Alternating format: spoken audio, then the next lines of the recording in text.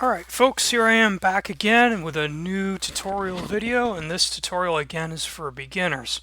And the focus of this tutorial is about what cards for new players early on in the game, what cards should they be going for out of the ability shop.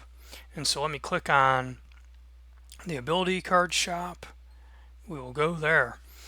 And remember, if you watched my tutorial with tips about starting a new character and how we want to minimize the amount of in-game items that we use in order to save them up, right? We want to save up the summoning cards, at least I do, to try to get a supreme card at some point without spending money on summoning cards or magicite in order to get that supreme card, because I'm a free-to-play player, so I want to take a shot at this. And so the first thing to remember is that this video is based on, first of all, trying to limit and conserve our in-game items because we're not paying for anything. Okay, at least I'm not. So I don't want to use summoning cards, and I want to conserve ability tickets. So with that in mind, then the question is, how do we enjoy the game and get through the game content while at the same time saving those items that will give us really good cards? And so that's what this tutorial is all about. So if you watched my first video for beginners, you'll notice that there were two free cards at 4-star that you get from the tutorial. This Eras card and then the Siegfried card, these here. At some point, I've not done it yet, but at some point I'll upgrade those from 4 to 5. I'll do a video talking about that maybe. It's quite easy to do. So so there you have two at least attack cards they give you to start out with. So you have those. So don't forget to do that tutorial. So then what else, right? That's only 2 elements. What of the other 4 elements, right? You still have earth, wind, water, and fire. There's support cards out there. And so how do we most effectively do this? And if you're going to need attack cards, okay, to help get through content, maybe you want to do multiplayer and you need something for the 1 or 2-star fights. Well, what do you do in order to save resources? Well, let me go down to the mage here. Mage stuff. Each class, fighter, mage, and ranger, has 3 cards in your vanilla deck, your beginner ability shop, that are available for purchase at 3 tickets that I'm going to recommend. And they are, for the mage, for example, this one here, Succubus. This one here, Exousia, I guess. And then down here, this one that is the Comet ability. The reason why I'm recommending these, and these are 3-star plus cards, so you can find all 9 of them, okay, quite easily, 3 for each class. And you don't have to get all 9. All you need to do is decide what classes you're using, what jobs you're using, and then get the ones to match that you require. So you want to look at, if we go to just quickly to the deck, to our Onion Knight, for example, or in this case, okay, I have this one up. So I have all kinds of options here. So you decide what you're going with, and then you want to pay attention to the elements, right? What elements does these classes use? I don't want to try to use them all and have to have an element attack for every possibility. It's not really necessary, okay, to do that, to be successful. So you want to pick and choose what you're going for, okay, from the ability shop, and not try to get all 9. I'm not going to say it's a waste, but it's kind of a little bit. Don't need it. So you pick some, right, that you require. Now, the other reason why I'm recommending these selected 3-star locked cards, now you'll probably know, well, they're locked, so I can never upgrade them before. That's true, but it's only 6 to 9 tickets you're going to use here. You're not getting a ton of them, or maybe 12 tickets at most. And So they are not always going to be used. This is one as well for the Ranger. But they all have this, in addition to a okay attack, for early game, they also have some sort of status effect on all of them. And so between slow or stun, some of those status effects are going to also help you reduce damage you take when you're playing single player. Also, not completely worthless in the 1 or 2 star multiplayer fights. So that's why I'm recommending those. Okay, so that's the attack options in the ability shop. There's only one high cost card that I would recommend at some point going for. I've not gotten it myself yet, but it's this one here, Knights of the Round. This is pretty much right now a mandatory card in the game. One of the probably the most useful card in the game. And the reason is because if you read the effects, it increases attack, it increases magic, and it increases break power. So essentially, this one card does the job of 3 different cards. If you look at it that way, then it's not so expensive. You get all of that in one card in your deck. The other reason why this card is so useful is that not only do you get all those benefits in single player, but this card is really a must for healers or support players, breakers, and attackers in multiplayer. And so you're going to use this card in multiplayer, you're going to use it in single player. It's going to be in most of your card decks. The only deck it's not very useful for is multiplayer Defender. There's no reason why a Defender should have this card. Other than that, this card is all over the place.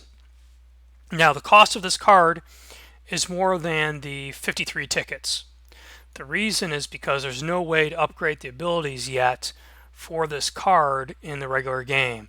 So you have to use your ability tickets to also increase the levels of this card. Okay, so you have to decide whether you want to really sink the ability tickets into this card. I really think you have to at some point. I've not done it yet, but it's coming, probably, just because of the usefulness. Okay, for other support cards, Susano, which is this one here, which adds Berserk, which is more attack, although you can kill yourself because it lowers defense. So this is a double-edged one, but players who get high attack scores, it's how they do it. And then this haste is key for multiplayer. I'm not getting any of these two anytime soon because they're so many tickets. I'm going to try to hold out, but they are very useful cards. Susano, particularly for single player, Hades, particularly the haste here for multiplayer. But I would hold off on them, although you may want them at some point. And another reason to hold off on both of these is that sometimes there's special event cards that come out, and sometimes they give them for free. A while back they did one that had a haste on it, and it was just a login, and you got it. So it is possible these effects are showing up on other cards, and so you might get lucky and get a different card later that already has that effect, and you've saved your tickets. So I'm holding out. Other cards that are useful for multiplayer at some point are these force cards if you're an attacker. There are 2 types, elemental force and elemental shift. There is one for each elemental type. The ice force are the better cards because you draw the elemental orb of that type for several turns and you get fire resistance, or well, the opposite resistance for the element of the card that you're going for. Again, these are useful in multiplayer, but I would hold out on them in early game for now, and hopefully these will show up later on when I finally do use my summoning cards. The reason is because they are only multiplayer. Some of these abilities are now showing up as combos and other cards, which brings me to the poo-poo, which are these here. These add elemental damage to your regular attack. These used to be mandatory in multiplayer for breakers, but now again this is another ability that's showing up in combination with like force cards and a different type of card. With that in mind, I don't think it's worth spending ability tickets on these. I don't think either of these type of cards are particularly useful for clearing regular content in single player. The reason is because you come across so many encounters with multiple elemental types that it's not worth it carrying these cards, okay, for the added attack bonus. The effect that these poo-poos give you, you can get from borrowing the Aerith card along with a lot of other things with the Aerith card. So if you really want that, it's best just to try to borrow the Aerith card in single player and not go for these. Save your tickets for now. The other type of card are debuffs. And most of the debuff cards, which are in this area here in the ability shop, most of these debuffs are expensive. See 43, 43. The two that are cheap and aren't that bad to consider are Debarrier and this one here, which is Curse. This one in particular for two reasons. It decreases the attack power of your enemies, and this you can upgrade periodically from multiplayer with items you get from killing the Sicarus bosses. And so there's a way to upgrade this one without using ability tickets. I can't remember if Debarrier now also has one in Sicarus that you can periodically get. It's like a tome that upgrades the ability. But it's expensive to use ability tickets to upgrade them, but they are cheap debuffs. So if you feel like you need a debuff of some kind, these are the two options. Although again, unless you get, for some reason, are struggling with content, or you want them for a particular, like you want to run a defender or multiplayer, I would hold off. But these are the initial early game options because they're low cost possibilities. Okay, so just a quick recap. This strategy is based on not using many summoning tickets. We want to utilize our free cards from the tutorial, get low cost either support cards and or attack cards that have status from the ability shop. Now, there's two other ways in order to augment your early cards. If I go to my ability cards, and I have a lot of junk here in my, I'll sell a lot of this stuff, but when you get to chapter 4 and 5, you start to run into these shadow class enemies. And these are 3-star regular enemies that you fight in single player.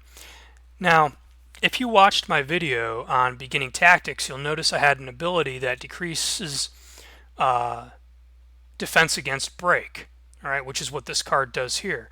That card is really expensive, the one that in the ability shop. To get one in the ability shop that does this is expensive, right? 43 just to get the card, then you still got to upgrade it. So early game, what I do is once I get to chapter 4, I start holding on to some of these shadow class cards that have these debuffs for a variety of different elemental types. You can get one from any elemental types. You also can get lowers critical defense or defense against criticals. And so this is a way to use these to level them up short term in order to get some of those status effects to help either in multiplayer 1-star or 2-star fights or in single player content. And then the final tip is in multiplayer.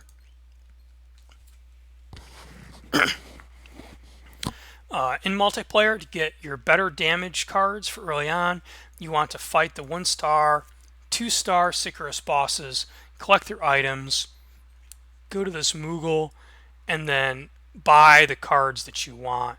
And the stats on these cards, Sicarus cards, are quite good. The attack is good if you're doing the monk job like I suggested. The monk card is really good for break. Okay, if you look at it, you'll see that you can check them out. Right, the break value, very, very good, and that can really help you out, not just in multiplayer, but in single player.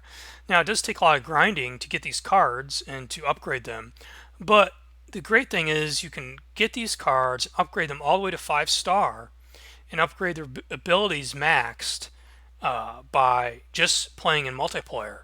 and not using any of your ability tickets or summoning cards or any of that kind of stuff. One thing that I think I forgot to mention here about the card shop, and this is my last point of advice, is there's this Hades card. If you follow the Japanese information at all, the Japanese players have a rating for cards, and this card has significantly dropped in rating. What it is if you cast this, it heals you, and when you attack, it basically heals you based on the value of your attack. Now this only has a rating of like 70 or 65 out of 100 at the moment in Japan, but I think that's a little bit unfair. Now remember the grow stars are very limited, so I got this card, but I will not upgrade it to 4 or 5. But for 3 ability tickets, this is a good healing card early on. I really want to emphasize that, because if you use the monk class, okay, like I recommended, the monk's damage comes from its physical attack, which means this card's healing value increases greatly when used with a monk. Okay, so early on this can be very useful. Don't forget that. I've really found it to be way more useful than like a regen, way more useful than even a case Sith. Okay. All right, so that's about it. That's my early card advice for beginners, for new characters, to limit your spending on ability tickets and to get a good deck, a useful deck without using summoning cards. That's it for now. Peace.